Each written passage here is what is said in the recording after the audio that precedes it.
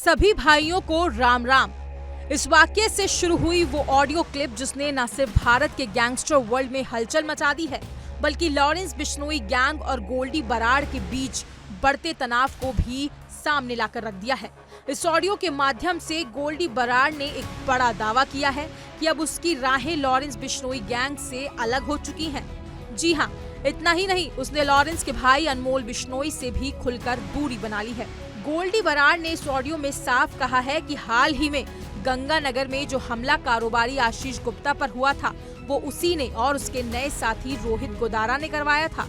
उसने बताया कि उनका मकसद हत्या नहीं था, बल्कि एक चेतावनी देना था, इसलिए टारगेट कर पैर में ही गोली मारी गई।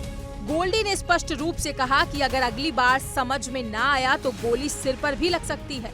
हालांकि इंडिया डेली इस ऑडियो मैसेज की कोई पुष्टि नहीं करता है। हाँ जी, सत श्री अकाल जी, राम राम जी सारे भाइयों को। मैं गोल्डी बराड़।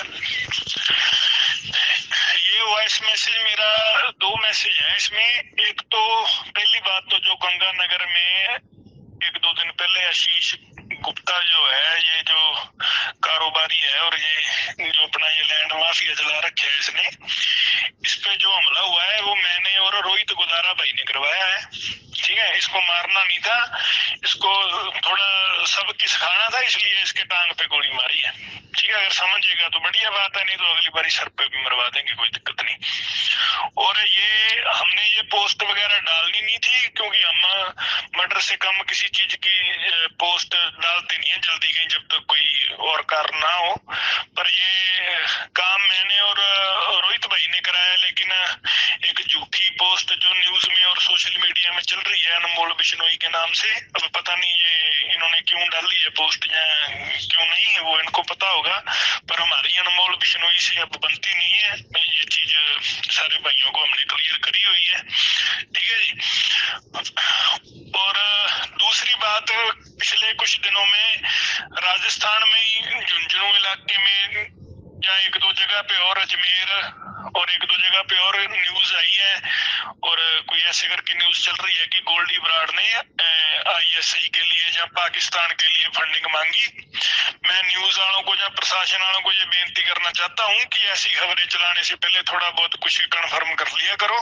ठीक है, बिना बात के किसी को देशभक्त या देश के गद्दार का सर्टिफिकेट ना दे दिया करो। कम से कम थोड़ा बहुत पता करे करो, कम से कम मेरी आवाज तो होनी चाहिए ना उस बात में। ठीक है, जो हमने करे है वो शरेआम करे है, पर जो भी ये बंदे ये चाणक्य नीति चल के जो हमारा नाम खराब करना चाहते हैं, नेगेटिविटी फैलाना चाहते हैं, ऐसे काम नहीं बनेगा भाई। ठीक है, दुनिया को सबको इतनी समझ है, अगर हमने आज तक कितने सालों में ऐसी हरकतें नहीं करी तो आगे क्या ही करेंगे। बाकी समा बता देगा कौन देशभक्त है और कौन देश का गद्दार है। ठीक है, हम पंजाब में बड़े पले हैं। ठीक है, पंजाब भी हिंदुस्तान का हिस्सा है, हम कभी भी देश के खिलाफ नहीं चलेंगे, नमक हराम नहीं है।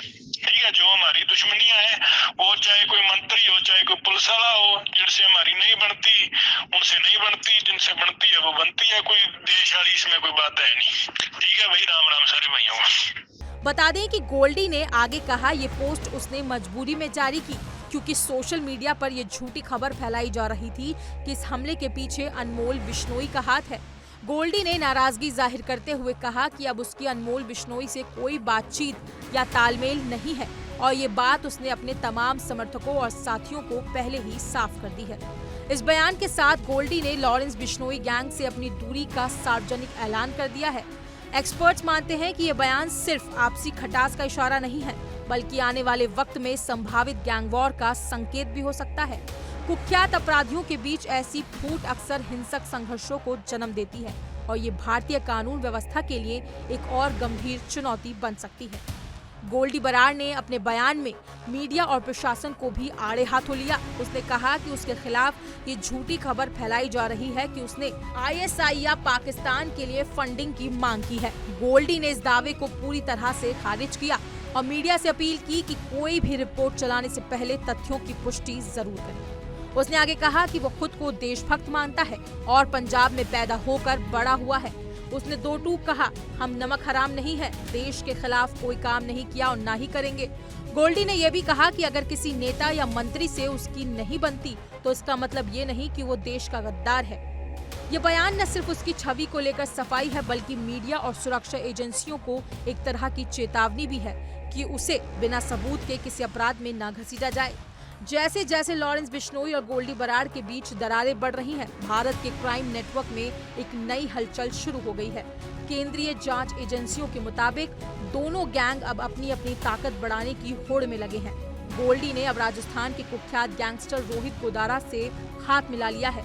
ये गठबंधन आने वाले वक्त में नए गैंग वॉर की नींव रख सकता है। बता दें कि पिछले कुछ हफ्तों में पुलिस ने इन दोनों गैंगस्टर्स के कई करीबियों को गिरफ्तार किया है। पूछताछ में कई अहम खुलासे भी हुए, जो ये दर्शाते हैं कि भारत में संगठित अपराध किस कदर रणनीतिक और तकनीकी हो चुका है। सोशल मीडिया, हथियारों की तस्करी और इंटरनेशनल फंडिंग जैसे विषय अब इन गैंगों की हकीकत का हिस्सा बन चुके हैं। गोल्डी की इस ऑडियो पोस्ट ने सिर्फ सोशल मीडिया पर हलचल नहीं मचाई, बल्कि एजेंसियों के लिए एक अलर्ट सिग्नल भी जारी कर दिया है कि लॉरेंस बिश्नोई गैंग से अलग होने का मतलब ये नहीं कि गोल्डी अब शांत बैठने वाला है, बल्कि अब वो एक नया गुट बना रहा है जो पहले से ज्यादा खतरनाक साबित हो सकता है। अब देखना ये है कि सुरक्षा एजेंसियां इस नई चुनौती से कैसे निपटती हैं। क्या ये सिर्फ एक गैंग के टूटने की कहानी है या फिर एक नए अपराध नेटवर्क की शुरुआत? आने वाला वक्त ही बताएगा। फिलहाल देश को सजग रहने की जरूरत है, क्योंकि ये सिर्फ एक गैंगस्टर की स्टोरी नहीं, ये उस अंडरवर्ल्ड की सच्चाई है जो सोशल मीडिया से लेकर सड़कों तक अपना डर और दबदबा फैलाना चाहता है। फिलहाल इस खबर में इतना ही। इस ऑडियो मैसेज पर अपनी राय कमेंट सेक्शन में जरूर बताएं और ऐसी ही तमाम हर बड़ी अपडेट के लिए इंडिया डेली को सब्सक्राइब करना ना भूलें।